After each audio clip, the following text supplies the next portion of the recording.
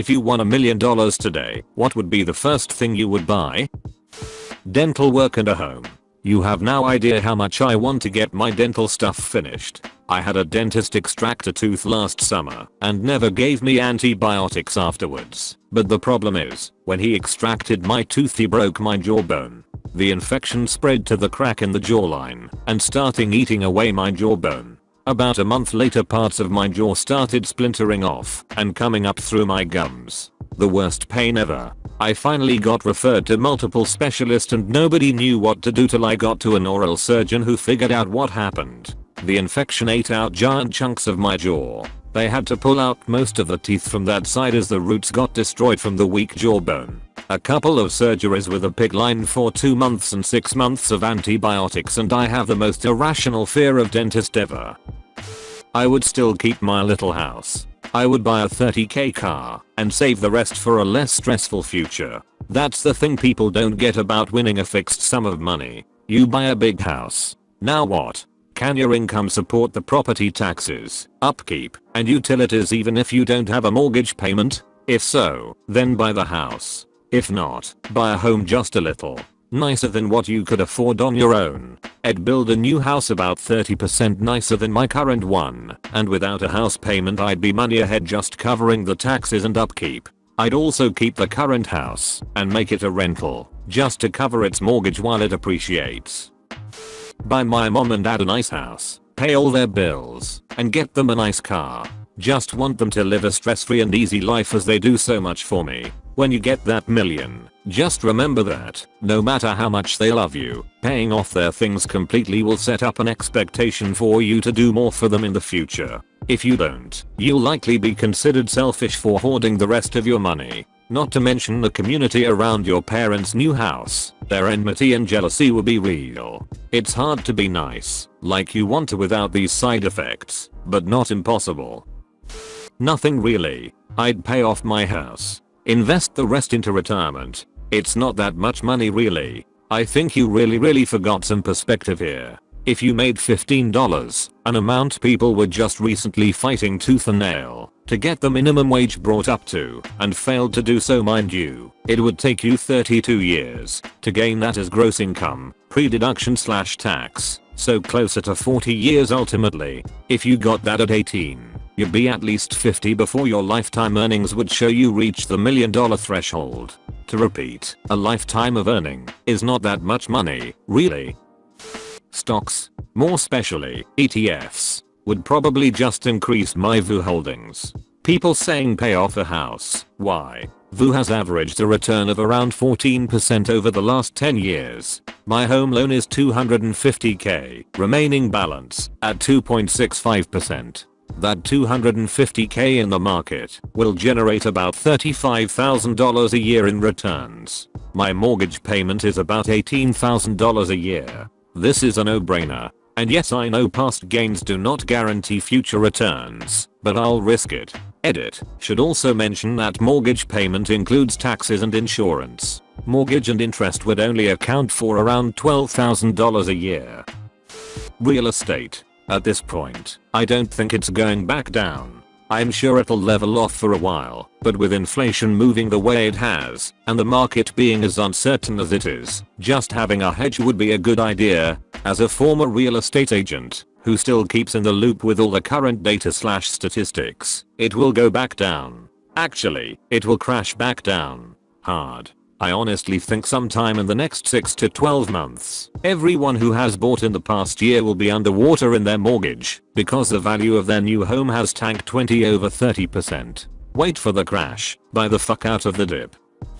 Being 18, I would invest it all $250,000 into bonds as a fallback, another $200,000 into smart stocks like ETFs and $50,000 into more risky stocks and options, hopefully to leverage my way into retirement faster. I'd put about $500,000 into dividend stocks, so I can earn a livable wage, like $32,000 yearly, for the rest of my life. I'd still work, but hopefully part-time kind of as a side hustle.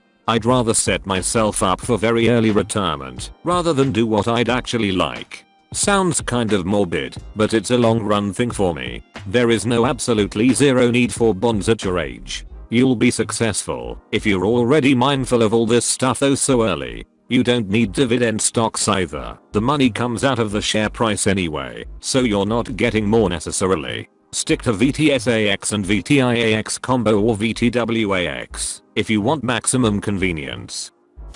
I would pay my rent and sleep for a full 8 hours. I had a medical emergency which resulted in me being very short on my rent. Between work and stressing so much about potential homelessness, I don't remember the last time I had a good night's sleep. Honestly, I'd buy my mom a new house closer to her grandkids and give her the rest to retire. She's had it with her job, but can't quit because she doesn't have much in savings. I do well enough for myself that in the long run, I'll be okay without that money. I only gave this thread enough time to read the top 10 answers and the majority of them were a home and all of them were essentially basic needs. That's incredibly sad. I'd say the same is true for myself, but our answers really should be better than this.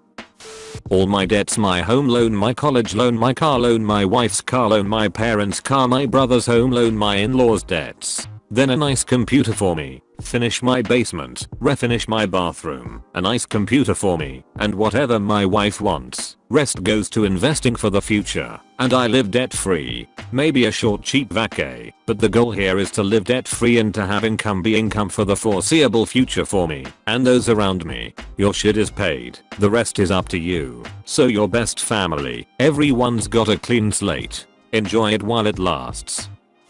A small retirement home to rent out rooms at cost, including cost of renovation such as building sustainable energy sources etc over the long term, to fellow anarchists and maybe a little more expensive so homeless queer folk can stay there with us, even if they can't afford the cost and can contribute by helping replace the lawn with permaculture. These buildings are more expensive than a house, but if you want a coop that's good for like full-on adults they're great, but they'll require a lot of work and love. It's little enough nowadays, and I'm comfortable enough I think I'd get some housework done and start investing. Maybe something boring like a combination of index funds and local municipal bonds, to try to make money while helping fund projects nearby. Start a family trust and have it own my house to start, so we can build up some generational wealth. If after tax, I invest it and enjoy living off the interest the rest of my life, I don't need a home. The interest will pay rent and I'll never have to worry about it. I'm not going to spend years working when I can stop now, just so I can own the box I'm sleeping in. I will have to move to new areas occasionally as inflation increases. If pre-tax, a home, then I will sell that home once I save up the other $500k and do the above. Shares of index funds and well-established large businesses that pay dividends across a diverse array of industries. I do okay with what I earn, but given $1 million, I could completely replace my current income with passive income within a couple of years and pursue my own interests after that. It would go into an account for my estranged daughter, where it would finish paying for my child support obligations. The remainder would be left for her. I'd then be free from the responsibilities I never wanted, have righted my wrongs in this life, and finally be able to sleep peacefully. I'd put all of it into the high yield Vanguard dividend index, which, at 4.53% yield, would give me passive income of $45,300 gross every year, and it'd still be racking up appreciation. Then I'd finish a PhD in economics, become a professor, and just be an academic. I'd only teach the classes I wanted to teach. I'd be enrolled in some of the university's classes, so I'd be forever learning. I'd do all the research and conferences and lectures I wished. I'd have many kids, write many books, maybe discover something important, win a prize or two, watch all my enemies die in disgrace, write a confession of all my wicked thoughts, rent out a large important theatre, and have Beethoven and Paganini played as Shakespeare's King Lear is performed, while morphine is dripped into my rapidly declining body, and at the play's conclusion, when Lear is speaking about his coat's button and crying, I'd like a large, very attractive muscular man to straddle my lap and use a big pair of scissors to decapitate me. The cast boasts. Blood runs down the hot guy's muscles. My assets are divided evenly between the International Red Cross, MIT, Harvard, and Stanford's research endowments, and I leave $1 million to my husband and children. Finn. Everyone's saying a house or something. I'd buy $1 million worth of a dividend paying stock so that the quarterly payout would equal like 3k/month to budget off of. Like I can live off of that, even paying rent. Example, one of the big 5 banks in Canada pays $0.89 per share at $96 a share. $1 million / even $100 a share is still 10,000 shares. That's 8,900 every 3 months. Forget buying a house. Make that money do all the work for the rest of your life. Like and subscribe for more edit videos.